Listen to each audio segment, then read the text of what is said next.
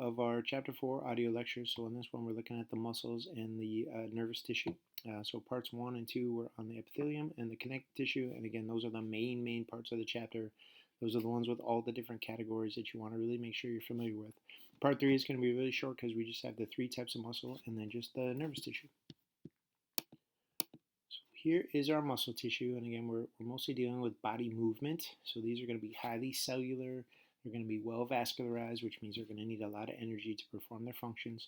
They're responsible for most types of body movement, and again, we want to think about moving our joints, but we also want to think about our kind of manipulating our environment, and we want to think about sort of moving things throughout the body. Okay, so just don't think of the joint movement. You want to remember that there's other types of movement that these muscles are going to create. They're going to possess myofilaments. These are going to be networks of actin and myosin filaments. We get to do a whole unit on the muscles, so we'll come back to the actin and the myosin. At this point, we just want to recognize that this is their structure and this is what's going to give them this appearance when we look at them under the microscope. Okay, but they're going to link together to bring about movement, and they're going to allow for contractions in all cell types. We have 3 types of muscle tissue. We have skeletal, cardiac, and smooth muscle. Most of us only think of the skeletal muscle, but you want to remember that your cardiac or your heart is a muscle. And you want to think about we have these smooth muscle that are more in our intestines that are going to help us, again, move things throughout the body. And we also want to remember that contractions can be voluntary or involuntary. Voluntary means that you have control over them, so I can consciously tell these muscles to contract. The involuntary ones are the ones that are going to work automatically. So this is our cardiac and our smooth muscle, where just our nervous system is going to control and monitor what they're doing and tell them when to kind of do their job. Okay, so we're not consciously in control of our heart beating. We're not consciously in control of our intestines and things sort of moving things through our body. They're going to do their job kind of on their own. So the first one we want to look at is our skeletal muscle. So we're looking at connective tissue sheets. They're going to be packaged into organs. Again, they're attaching to our bones of the skeleton. Again, they're going to attach to the bones with a tendon. So a tendon is going to attach a muscle to a bone, different from a ligament. And again, a ligament is going to attach a bone to another bone. But when they contract, they're going to pull on the bones and they're going to produce this movement. They're also going to be called muscle fibers. When you look at them under the microscope, they're going to have a band or a striated appearance. We'll see a picture here in a second. And again, we just want to make sure that we know sort of how to identify each type when we give you the slide, or if I was kind of looking at it under the microscope. Okay, but this banded or this striated appearance is going to reflect the precise alignment of these myofilaments. Okay, so here is our little picture here.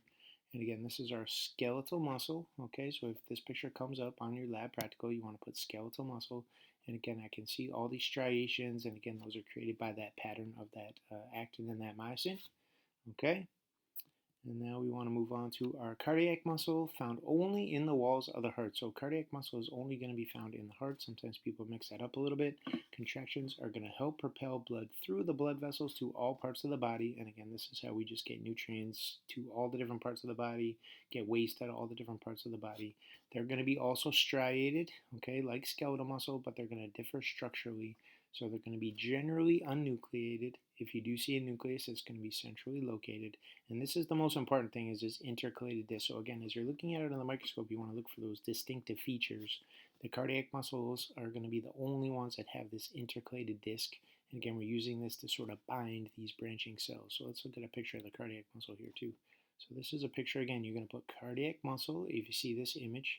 And again, I know it's cardiac muscle because, again, I can see these little intercalated discs here. And again, that's the distinctive feature. Every slide that you kind of look at is going to have some sort of distinctive feature. This is going to be the one for the cardiac muscle. And again, that's a good question for your multiple choice stuff is, which type of muscle is going to have an intercalated disc. And you want to make sure that you know that it's going to be the cardiac muscle. Okay? Now we move on to smooth muscle. So this one's a little different. No visible striations. They're going to be spindle-shaped, contain only one centrally located nucleus, found mainly in the walls of hollow organs. So when we talk about hollow organs, we're looking at our digestive tract, urinary tract, blood vessels, not found in the heart. And with these ones, the muscles are going to contract. They're going to squeeze substances through these organs by alternating, contracting, and relaxing. Kind of like if you've ever, like in grade school, when you go to the zoo or you're watching some of the videos about like wildlife and you'll see like a snake where it kind of swallows an egg or it swallows a mouse or something, and it can slowly sort of contract different parts of its body to sort of push it through certain sections. That's exactly what our smooth muscles are going to do. Okay, but for this one, we want to, again, make sure that we recognize this as smooth muscle. And again, this is one where we don't see any of those striations. So our last tissue that we're responsible for is going to be nervous tissue. And again, this one's the one everybody hopes shows up on their practical because there's only one of them and there's no little subcategories. But it is the main component of the nervous system. We're talking about our brain, spinal cord, and our nerves. We already talked about what their main job is going to be, but it's going to be to regulate, control body functions. We're going to have two major cell types, and again, we get to do a whole unit. The whole last part of our class is going to be on the nervous system. So the two major cell types are our neurons, and then the other one is going to be our supporting cells. So here is what our neurons do. They're going to be highly specialized nerve cells, and this is the important part. The neurons are the part of the nervous system that are going to generate and conduct nerve impulses. And basically, again, this is just these electrical impulses that are traveling throughout your body. They can respond to stimuli, and this is how they can sort of sense what's going on in the environment and then decide what to do and then sort of keep us in homeostasis. But they transmit electrical impulses over long distances. Okay, so we're going from brain, spinal cord, out to all the different parts of the body, and then we're sending information back to the spinal cord, up to the brain, so that it can be analyzed, and again, our brain can kind of decide what to do. We're also going to have supporting cells, so these are going to be the non-conducting cells, okay? So glial cells, neuroglial cells, these ones are just going to support all the neurons. So they're supporting, insulating, protecting the neurons, making sure they're functioning to the best of their ability. Here is our picture of our nervous tissue, and this one's easy because again it kind of looks like something that would sort of be able to conduct electricity, but this is the body, and then I'm going to have all these little branches sort of coming off of the body, and again this is how I can transmit and receive info from different parts of the body and send that those impulses kind of out to the body and tell those parts what to do too. Okay, so that's the end of our tissue chapter. And again, we want to make sure we know all the different categories. And again, for our practical specifically, we want to make sure that we can identify all these slides and all these pictures. And again, remember that you have to give me the full name, right? So if it's a connective tissue, you got to make sure you say connective tissue. If it's an epithelial tissue, you got to make sure you put epithelial tissue in there.